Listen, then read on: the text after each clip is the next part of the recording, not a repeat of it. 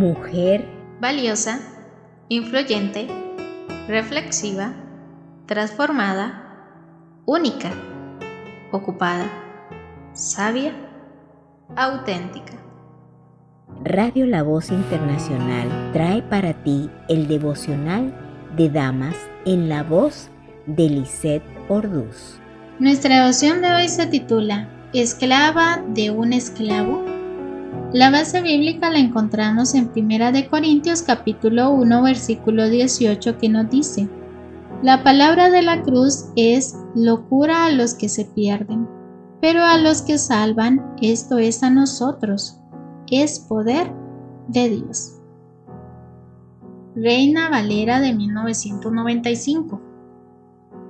El pensamiento de hoy nos lo trae Dionisio de Halicarnaso del siglo I a.C. Los hombres a quienes se les ordene llevar al esclavo a su castigo, le extienden los brazos y le atan las manos a un pedazo de madera. A veces me comparo a mí misma con personajes de la Biblia y me sorprende lo diferentes que somos y el daño que la cultura en la que me crié ha causado sobre mi manera de pensar. Por ejemplo, cuando me convertí, tardé mucho tiempo en decirles a mis amigos y conocidos que me había cambiado de religión. Tenía miedo al rechazo, al prejuicio, al qué dirán por las nuevas creencias que ahora tenía.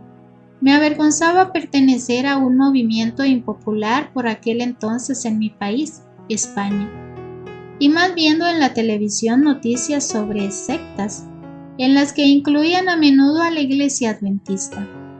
Yo no quería que nadie me considerara inferior a como lo habían hecho hasta entonces, y estaba convencida de que así lo harían cuando lo descubrieran. Guardé celosamente mi nueva confesión religiosa para no ser considerada de segunda categoría.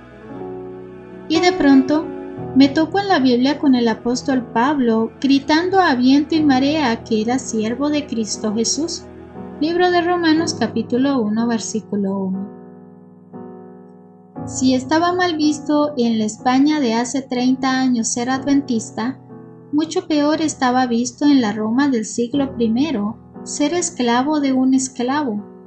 ¿Y por qué digo de un esclavo?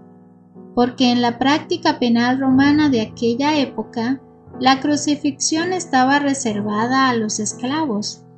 De ahí que Séneca la llamara supplicium servi, el suplicio de los esclavos. La condena a morir en la cruz manifestaba el estatus social del criminal.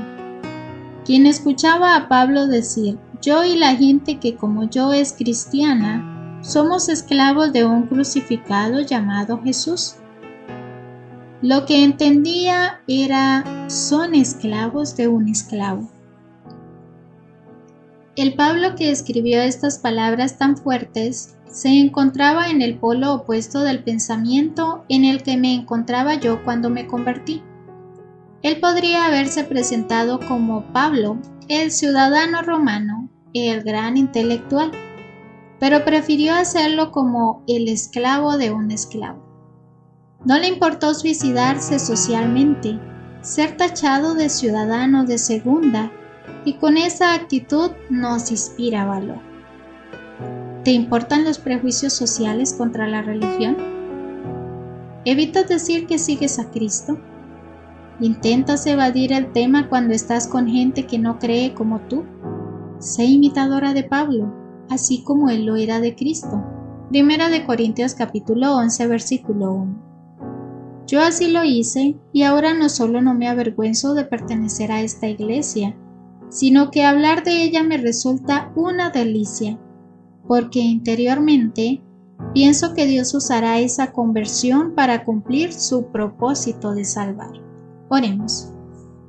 Señor, es difícil en un mundo que se mueve de manera tan rápida, vive de forma tan agitada y donde los principios y valores hoy carecen de importancia, donde existen prioridades diferentes, poder levantar la voz y decir con plena seguridad y con toda la convicción de que somos hijas tuyas.